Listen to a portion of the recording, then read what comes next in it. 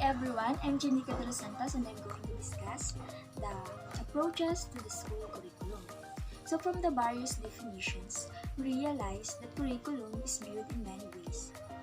In this lesson, let us look back at the curriculum as either content, a process, or a product to fully understand the different perspective of what curriculum is all about. So curriculum can be approached in three ways.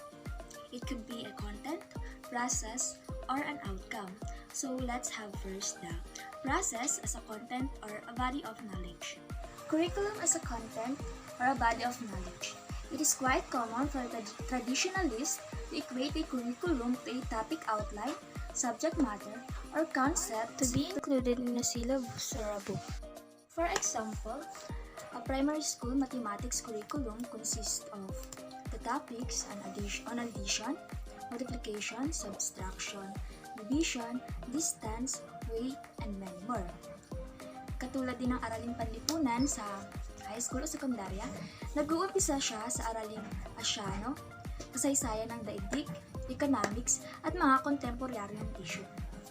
If the curriculum is equated as content, then the focus will be the body of knowledge to be transmitted to students using appropriate teaching method.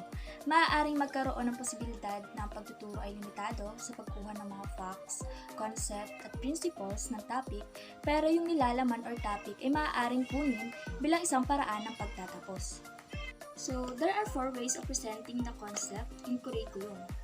These are the tropical approach, concept approach, thematic approach, and modular approach.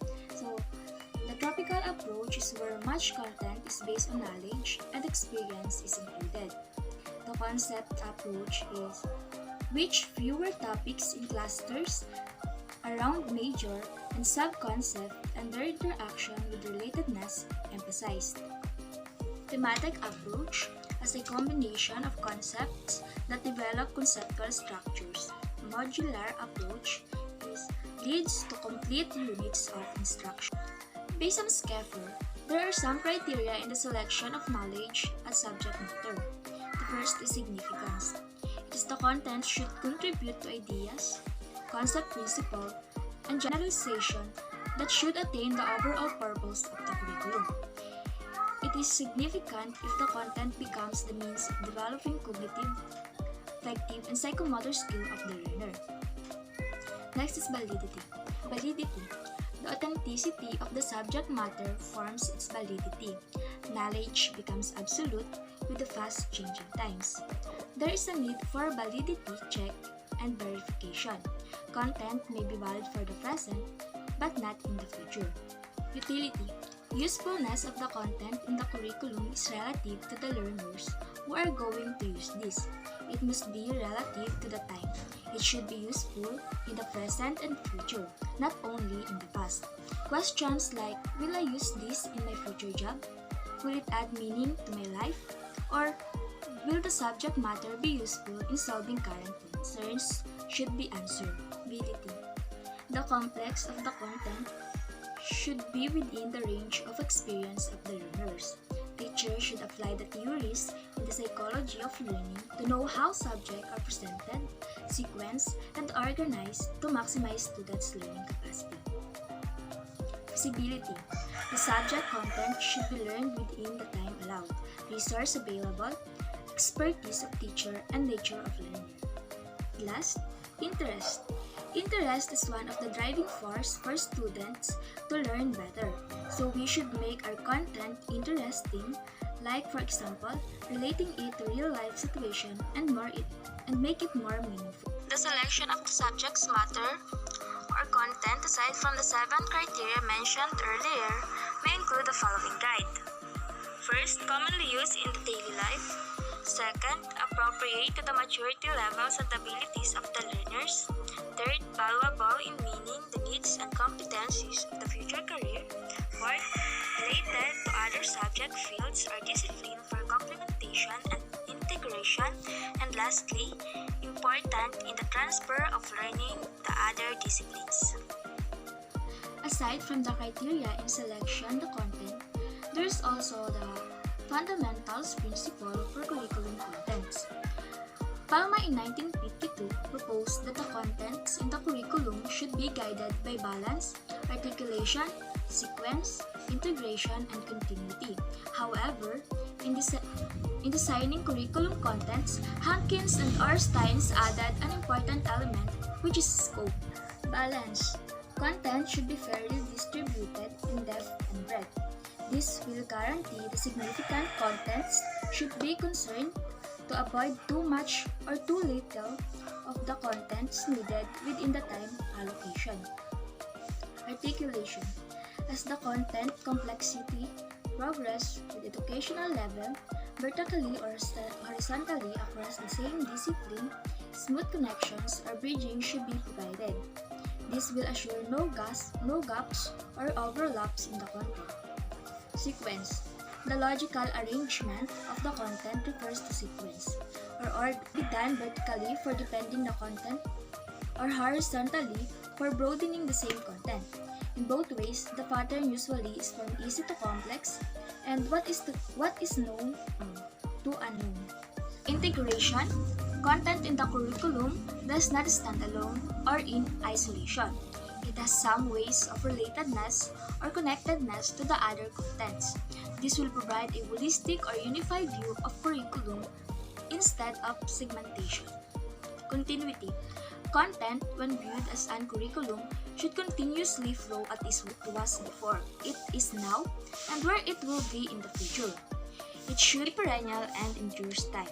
Constant repetition, reinforcement, and enhancement of the content are all elements of continuity. Let us now move on to the second approach, which is the curriculum as a process. Curriculum as a process is seen as a scheme about the practice of teaching. It is not a package of materials or a syllabus of content to be covered. Ito ay interaction among the teachers, student, and content. As a process, curriculum happens in the classroom or questions asked by the teacher and the learning activities engaged in by the students. Kung ang content ay nagpo-provide ng materials or topic kung ano ang iyong tuturo, ang process naman ay nagpo-provide kung paano mo ay ituro ang content. The intersection of the content and process is called the pedagogical content knowledge or PCK. Some of the curriculum that a teacher used are problem-based, hands-on, minds-on, cooperative learning, blended curriculum, online, and case-based. These are the ways of teaching, ways of managing the content, guiding learning, methods of teaching and learning, and strategies of teaching or delivery modes. When curriculum is approached as a process, guiding principles are presented. First, curriculum process in the form of teaching methods or strategies or means to achieve the end. Second, there is no single best process or method. Its effectiveness will depend on the desired learning outcomes, the learners, support materials, and the teacher. Third, curriculum process should stimulate the learner's desire to develop the cognitive, affective, psychomotor domains in each individual. Fourth, in the choice of methods, learning and teaching styles should be considered. Fifth, every method or process should result to learning outcomes, which can be described as cognitive, affective, and psychomotor. Next, flexibility in the use of the process or method should be considered. An effective process will always result to learning outcomes. And last, both teaching and learning are the two important processes in the implementation of the curriculum. Last approach is curriculum as a product. The product from the curriculum is a student equipped with the knowledge, skills, and values to function effectively and efficiently. The real purpose of education is to bring about significant changes in students' pattern behavior. So it is important that any statement of objectives or intended learning outcomes of the school should be a statement of changes to take place in the students. Product of learning are operationalized as knowledge, skills, and value. There may be several desired learning outcomes, but if the process is not successful, there is no learning outcomes will be achieved. If we are going to use the analogy of cooking in ways of approaching a curriculum, the recipe is the content, the ways of cooking is the process, and the result of the cooking will be the product. Ibig sabihin nun, pag may namili ka ng process or way ng pagluluto, hindi magiging maganda yung resulto ng niluluto mo.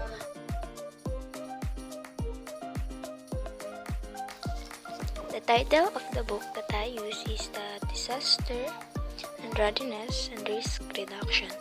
It is used in senior high school grade 11 or 12. The number one content is basic concept of hazard. The process will be individual research and brainstorming. After this lesson, the student will know the concept of hazard, will define hazard and non-hazardous, and will develop their intellectual skills. The second concept is basic concept of disaster.